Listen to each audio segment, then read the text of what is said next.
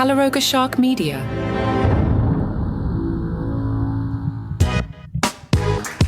Hello, I'm Johnny Mac with your daily comedy news. The Daily Mail reports that Netflix is under pressure to cut ableist slurs from the upcoming Ricky Gervais show Armageddon. That'll be out 1 week from today.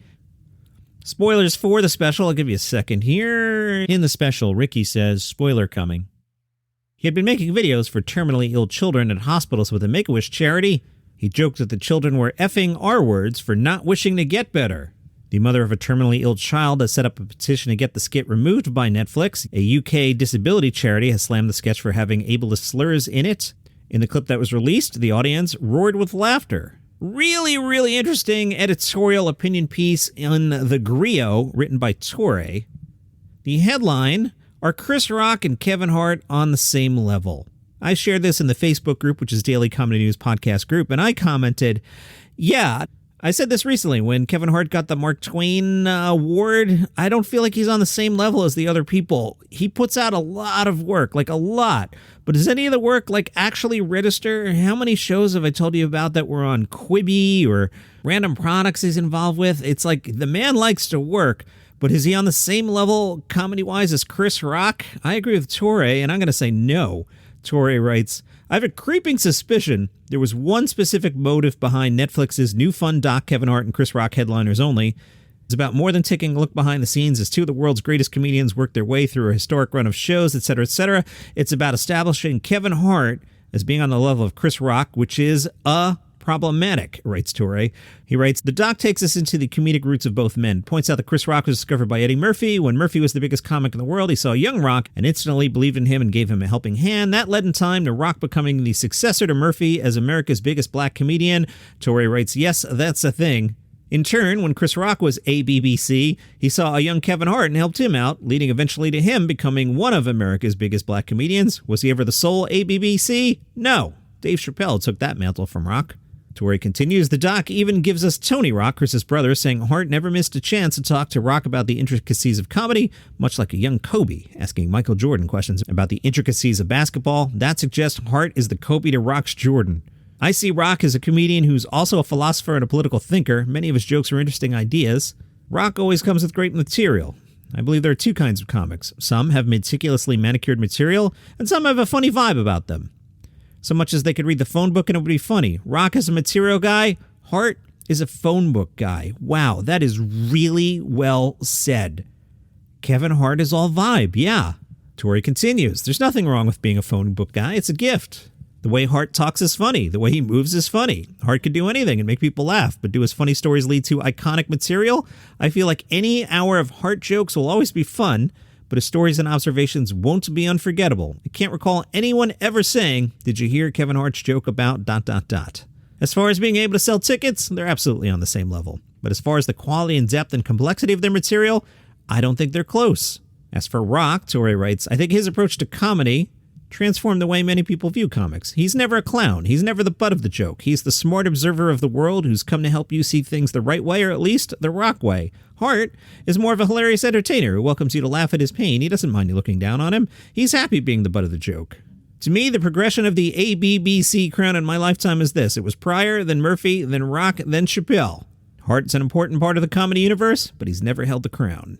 Great stuff. Again, I shared that in the Facebook group on Friday. Daily Comedy News Podcast group on Facebook. I love a good non-controversy. Jeopardy fans are upset with the show's Seinfeld questions. You see, it was the Champions Wild Game Tournament. I don't know. After the first break, Julia led with $2,800, which was $800 more than Henry. Ken Jennings revealed the categories. One of them was Seinfeld before and after. Apparently, Gary crushed the category, pulled ahead, and Gary advanced. Someone on the Jeopardy subreddit said, speaking as a Seinfeld fan who ran that category, it really belonged in the first round. A single clue that requires knowledge of a particular sitcom in Double Jeopardy is fine. An entire category referring to one particular sitcom? Too much, because if a player isn't familiar with the show, they're out of luck. Another Jeopardy and Seinfeld fan agreed, saying, I agree on keeping those specific program categories in the first round. Last season, there was a category titled Friends in the first round. It wasn't even wordplay, just basic clues like it's the coffee shop where the friends hang out, which only fans of the show would know. Well, I have found the questions. I didn't find the answers, but I found the questions, so let's take a look. $400. This George Costanza portrayer was the first U.S. Treasury Secretary. All right, so they do this kind of thing at Trivia Night where I go on Wednesday where you have to connect things. So this George Costanza portrayer, that's Jason Alexander. The U.S. Treasury Secretary is Alexander Hamilton. So who is Jason Alexander Hamilton? Seinfeld before and after for $600. Set on controlling the Vichy sauce supply, TV host Greg Kinnear and John Henson are vying for the role of this fascist. All right, who is or what is Talk Soup Nazi? Seinfeld before and after for $1,200. This Wham frontman continually barges into the apartment of the actor who plays Kramer. Who is George Michael Richards? Seinfeld before and after for $1,600. Avuncular Seinfeld relative who kvetched all the way through writing Russian fiction like the death of Ivan Ilyich. Huh.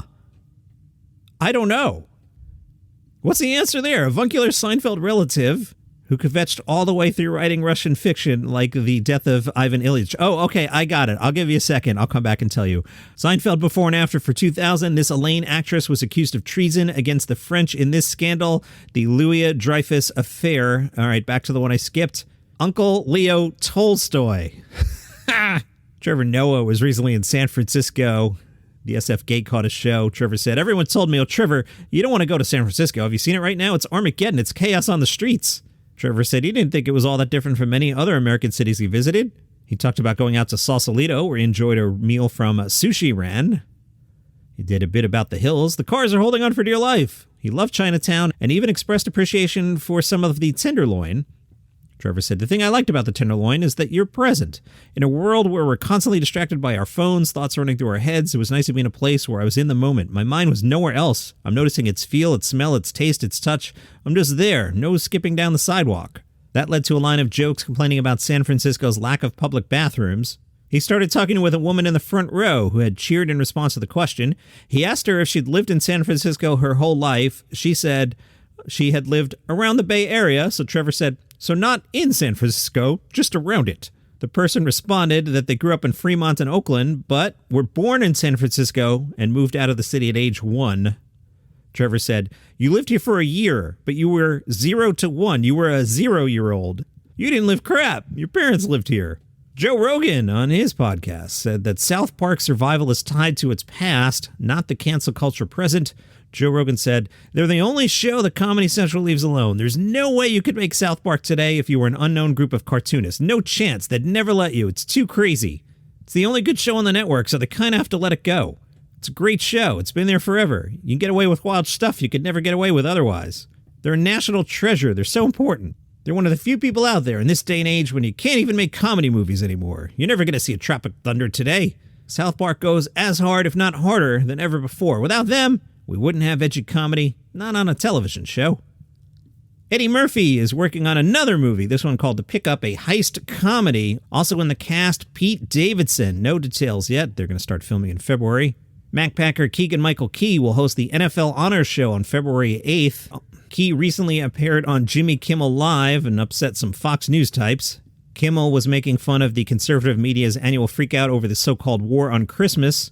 He got some help from Keegan-Michael Key and Sean Hayes. Part of what people are upset about is a queer nutcracker holding a Progress Pride flag being sold at Target. On Newsmax, Chrissy Clark moaned about the ornament and said, let's be honest, if you're a gay man and you have any semblance of taste, you do not have a gay pride nutcracker in your house, okay? Sean Hayes joked, first off, gay nutcracker's redundant. All nutcrackers are gay. We're a bunch of fit older men with perfect posture wearing bedazzled uniforms and knee-high boots. Open your eyes.